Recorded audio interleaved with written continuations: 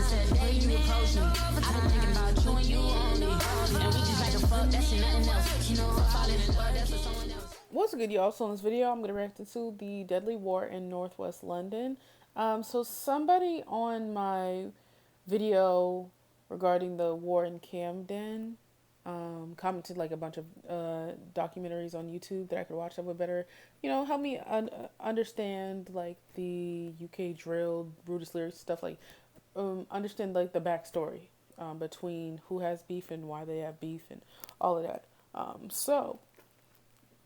Excuse me, I'm going to go through that little by little and react to something here and there because I really do like this. I've learned a lot.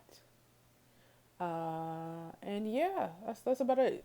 I do apologize for like, I might have like a lack of energy for some fact. I've been doing YouTube videos for like 2 hours and I'm tired. It's 12 in the morning. So, and I have work tomorrow, unfortunately, and I still have to edit. Shit. Anyways, let's get into it. Back with another one, awaiting familiar waters, the borough of Brent, home to some of London's most deadliest gangs, and at one point, the capital of gun crime.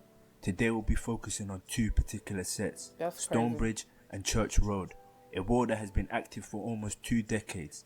I'll be touching slightly on the set's history, but rest assured I'll be focusing mainly on the modern string of violence between these 2 sets. The past history is a bit murky and many people disagree on certain events, so aspects of it is best to be left alone, especially when I can't verify certain details. Tonight, we get an unusual glimpse into why the war on drugs is failing. Jamaica is one of this country's closest friends and favored trading partners. We give Jamaica more U.S. aid than any other Caribbean country. We also export a voracious appetite for drugs. So, Jamaican organized crime is flooding this country with tons of cocaine and marijuana. Ooh. And along with the drugs, Jamaican gangs, or posses as they're called, have imported a brand of cruelty that's second to none. Now let's take it way back to the 90s. Winston Harris, aka Escobar, and his fellow yardies relocated from Jamaica into New York City. They were known as the Lock City Crew. There was an American dream on the table and everyone wanted a piece of it. They started distributing drugs in Queens. However, after several murders and drug-related crimes, Escobar and his gang fled to London to avoid the FBI, one of the rare occasions where gang members understood when to stop rolling the dice. Once they touched down in London, they settled into Brent, where they recruited members from all over the borough and imposed their violent style of dealing with issues, causing them to grow very quickly and to take over the borough. Now on to the 2000s. A new generation of youngsters forming their own sets came into play, the thugs of Stonebridge and the Church Road soldiers. The hatred between these 2 sets was so severe that innocents who lived in opposing estates would also be targeted. Kaiser Osman, also known as Ozzy, a resident from the Stonebridge Park estate, was bullied by younger members of the Church Road soldiers in and outside of school. Despite Ozzy being a civilian, he and his family would often make reports to the police claiming to be a victim of the bullying. Members of the gang would purposely bang on his door screaming, "I will kill you." They were surrounded. Why not move? I mean, I don't want to be insensitive. I don't know. Sometimes people's financial shit is rough, but I don't know. This just seems like a lot for a child to endure, so. Surrounding his house armed with knives, shouting these intimidating remarks regularly. One day, he was seen walking out of the community centre in the Church Road estate. A few members of the gang approached him. They began assaulting him, and he was stabbed right in the chest. He died shortly after due to his injuries. Members were arrested, some as young as 12 years old, where one member was charged with his manslaughter.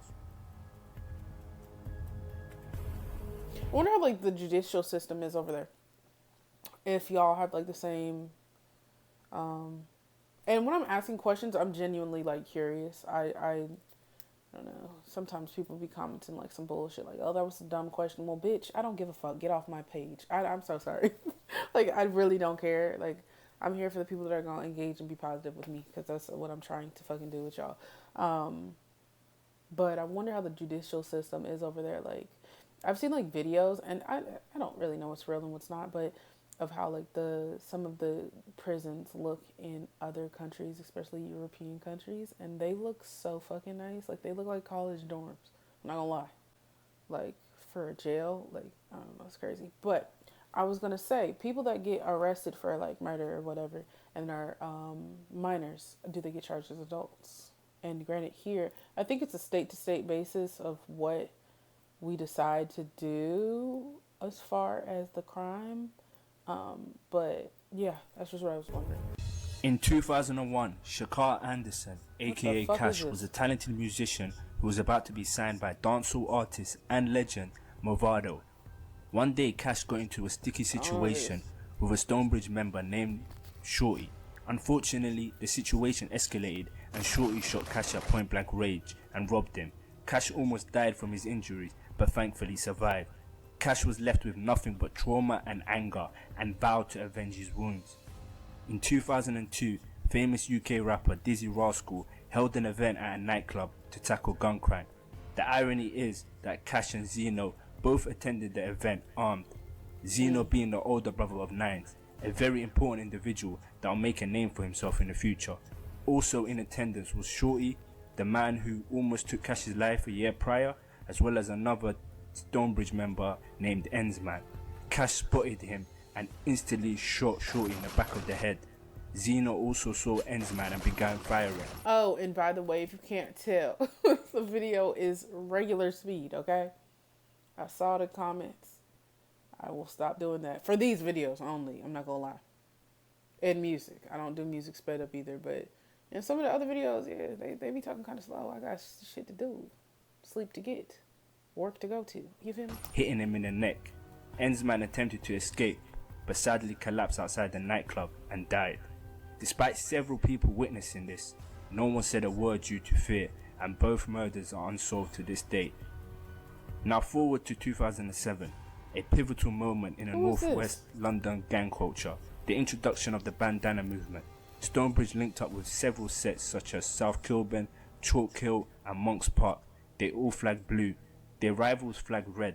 I go into more detail about this in my other video that's on my channel that you should check out. However, Church Road, they stuck with a black flag to distinguish themselves from their rivals. They weren't a part of the link up despite sharing the same rivals and kept to themselves. Why are they doing the C's? But this is just random, like it popped in my head because we were talking about like gang shit. Remember, I went to a private school growing up, and for some reason when we went in elementary school, them kids was trying to do the blood sign with your hands, or no, that was middle school. Yeah, middle school. They was doing the blood sign with their hands, and I was like, why are y'all like what's happening? Why are y'all doing this? She was just stupid. I got family that has been involved in some bullshit, so I'll be looking at them like, the fuck? 8, Zeno, aka Wayne Freckleton, was sitting in a barbershop when he was brutally shot and killed by masked gunmen. The gunmen were Ford and Osborne, two Stonebridge members who were later sentenced to life in prison. This vicious attack was a revenge for the double murder Zeno was a part of in 2002. It's always revenge. Although it happened a good 6 years ago, it's a testament to the statement that revenge has no expiry date. That's what I'm saying. It's never going to fucking end. It's not. Because it's always going to be you revenge for this. And, oh, now they mad. And now they mad. And now it's just never. It's just cycle, bro. 2009, Church Road affiliate Pinky had been attending a party inside the local primary school on the Stonebridge Park estate. Hours later, whilst leaving the premises, he was confronted by Stonebridge members, which led to a gunshot being fired. Pinky was hit and later died from his injuries. Stonebridge member Grandad and others were arrested, even going as far as to arrest a schoolboy in connection with the murder, but due to insufficient evidence and no witness coming forth, the case was later dropped and the murder remains unsolved. An individual from the Church Road area that goes by Dipset was once spotted by Stonebridge members. They forced him to strip naked and do star jumps, repeatedly smack himself in the face and to scream "Stone busy." Now this stripping business is something I've seen gangs all over the world do, and I generally think it's one way closeted, down low homosexual gang members can express their desires whilst disguising it as humiliating and up, because there's nothing gangster about it. The video was uploaded to YouTube, but for some reason you can only hear the audio. Now on to the 2010s. Stonebridge Is this the strip? The strip where he was doing what he was doing, like the crazy shit that they were just talking about? If it's just the audio, probably because the video was, they was tweaking, like they was doing too damn much for that's for other sites, you know what I'm saying? member K Coke was making a name for himself in a rap scene who snitched and relocated outside of London. K Coke also did a fire in the booth and was one of the first artists I've seen hit 1 million views back then. This was a monumental feat as London didn't have much of a rap scene. Like, this song sits at a pretty 22 million views today. Now on to the late 2010. K Coke and fellow member Squingy was spotted in a barbershop by Church Road members. K Coke was sitting waiting for his haircut when they ran up on him recording, verbally abusing him, throwing bricks and leaving with his jacket. K Coke stood his ground and jokingly replied, "What you saying?" So credit to him for that. Can't buy a heart. What? 30 man, K Coke, pussy, church road, crime scene, one order. Yeah, 30 man. What? What? I'll bang this in. What? 30 man, K Coke.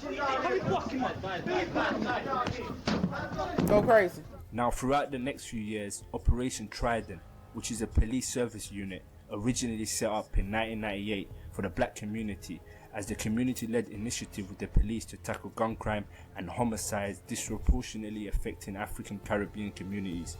Trident successfully Shit the same as America. That's crazy, bro. That shit is crazy, bro. How they, what the fuck? Members for firearms and ammunition possession. This helped lower the crime within the borough of Brent, especially within the Harlesden area. Gentrification also played a part and had taken an influx as estates were demolished and rebuilt into council homes and flats. Many residents, including gang members, were forced to move out of the area due to high rent and some for criminal convictions. Musically, K Coke returned from his hiatus and dropped Liquor Man and replied to Nine's hit title Trapper of the Year when Nine said, "If I had a record deal, I still ain't laying down my weapon." This is a reference to K Coke's song with Rita Ora where the hook says, "Lay down your weapons." K Coke's response was said, "Lay down your weapons to the kiddies and that. I never laid down mine, I got a fizzy and a Mac." In other words, I was telling the kids to lay down their weapons. I still got mine. K Coke in a barbershop. The lyrics read, "Fuck boy, you're not 30, your brother died in 06. Now come 2018, the rise of the new generation. Many thugs of Stonebridge members got locked up on drug offences and firearm charges. This led to the extinction They're not running of fast enough for SGB me. and made way for the new upcoming generation who formed SOS, aka Shoot on Sight. Prominent members included Crash Corn, Little Shanks, Little J. Their alliance were newer generation of the South Kilburn and Chalk Hill estates, now known as A9 and SSK. Over the years, more alliances have emerged with other gangs such as CGM and LGA. Just like their rivals, Church Road would also usher a new generation of CSB members, which consisted of prominent members such as Chapo, Sav, Q2T, Screamer, and many more. Unlike Stonebridge though, the younger generation will keep the name CSB going. They were going to make music and adopt the popular UK drill sound. Now remember Big Keys I talked about earlier? Well, his nephew, Rico Finlayson, was stabbed 10 times in the Church Road area. Thankfully, paramedics managed to save his life. Meanwhile, his father, Justin, has just secured funding to expand a charity that tackles knife crime.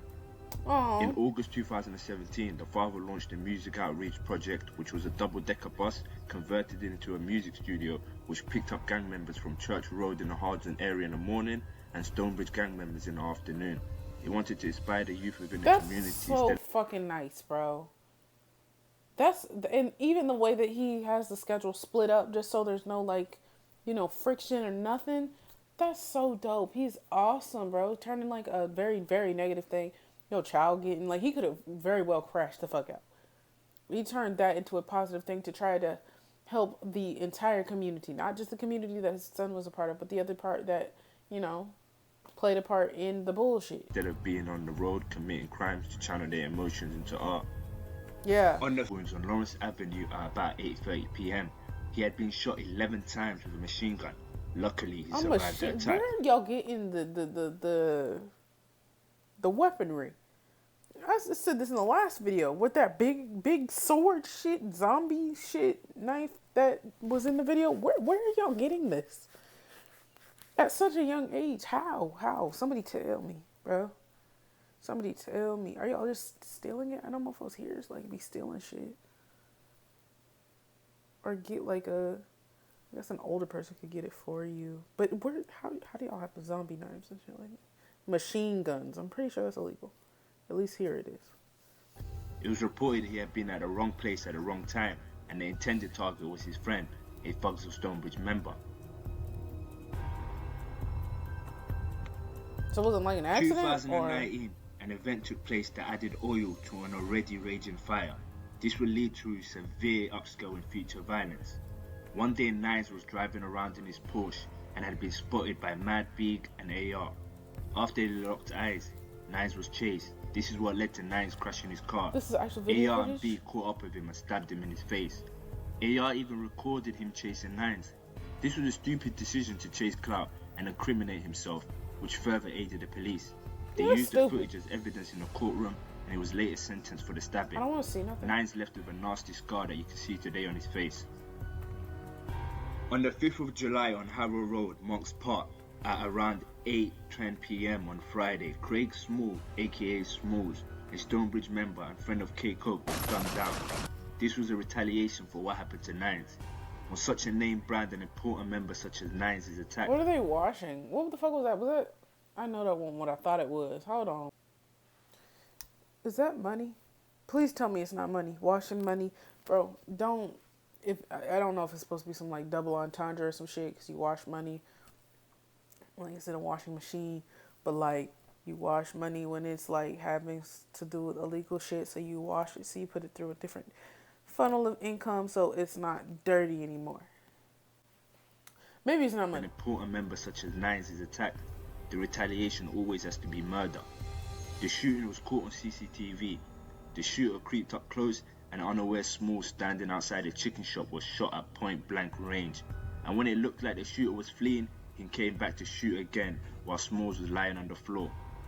Some arrests was made, including fellow CSB rapper and right-hand man of Nines, Scraps. He was charged on September 12 with perverting the court of justice. The death of Smalls hit Stonebridge heavy. Emotions were high and retaliation was a must. Without any proof, they thought St. Raphael's had involvement in his murder. This led to tits for tats with them. They resorted to taking their anger and frustrations out on any St. Raphael's member they could find. The next day, St. Raphael's GK was shot numerous times while sitting in his car. Fortunately, he only got shot in his arm, was rushed to hospital and discharged. Both Skeng and M1 would be arrested for their participation in the attempted murder. Young Sam was charged with the murder of Smalls. The next day, Beefy rounded up Thugs of Stonebridge members to go after St. Raphael's leader Bucky. This is because they wanted to make an example by going after the main figurehead at the time. The Thugs of Stonebridge members saw an innocent man named Kwasi Mensah walking out of a shop. They followed him and shot him in the head at point blank range. Okay, these sound effects. Like, bro, I get it. Him and shot him in the head at I'm too point tired blank for this. range. It's like Another case me. of mistaken identity, a trend we are sadly so accustomed to. Come However, 2020, many CSB members were released from prison and held a block party to celebrate. A SOS member got word of the party and slid. The gunman Of course, if the whole block knew, how he not gonna know? You know what I'm saying? Now talk about luck. Fuck. Lid. The gunman spotted a CSB member along with his family and started shooting. The CSB member was shot in his arm. His wife was shot 5 times in the chest. Boy, 2 years old. I get so stuck. Like when I'm just like reading shit, like what the fuck, bro? What the fuck? And the most heinous crime of them all, their 2-year-old was shot in the head. Yeah. I don't know. That pissed me off. I'm not gonna lie. It all pisses me off. It's really just all of it, regardless of where it's at. When it's here, it pisses me off. And like I said, even though they're choosing to do this, it's very sad that it's young men that are getting caught up in this bullshit and stuck almost. But when y'all start doing shit to innocent people, you got me completely fucked up. Oh God. They all survived but had life-changing injuries. The shooter They was survived? Crash Khan. He was charged with triple attempted murder. However, he beat the case due to insufficient evidence. Now talk about luck. I'm sure you can imagine the sheer anger the CSB member was going through. It's one thing being shot, but to have your family, your wife, and your young child inflicted with life-changing pain, trauma, and injuries, I couldn't comprehend the level of revenge that he was contemplating. Now remember how this video started in Jamaica? Well, let's take it back there. As revenge for what Crash Khan did, his father was assassinated in Jamaica as revenge. An innocent baby and wife shot, and now an innocent father was taken, all because of what his son did. Jesus Christ, bro. This vicious cycle looks like it may never end. It just dies down for a bit, and until another event re-triggers it. How many lives taken, spanning through 3 different generations in 3 different countries? How many civilians were taken that had nothing to do with it? I get what he's saying. Yeah, this is very it's just sad. It's just sad. And like I said, I just see the similarities between the UK stuff going on and America. Like it's very fucking the same. And it's just unfortunate. It sucks. But to go to the lengths, they found your daddy in Jamaica and got him up out of here is crazy, bro. It's crazy. Motherfuckers need to start thinking about themselves for a second and understand that when you choose to be in this type of life, bro, you putting everybody that you love in danger, period. Period. You have to live this life where you almost got to act like you don't even exist, because if you drop where you at, they might come and run up on you. You can't, it's like you can't do shit. You can't and feel safe about it. This is just super sad, bro. And the amount of like videos of the person that commented this it was so many. So I'm like, this is going on in a lot of different places. I saw London up there a lot though. Like that's one place I did see like just over and over and over again. But anyways, super sad. I'm gonna continue to react to the music and some more little videos about it as well. But hopefully this shit gets better. I don't know. I don't even know what the answer is to make it get better. But one thing I will say is the dad that situation happened to when he made his that bus idea with the putting their energy into some type of creative art form, that was bomb as fuck. Yeah. Anyways, y'all come subscribe, follow me on Instagram, follow me on TikTok. I'll see y'all in the next one.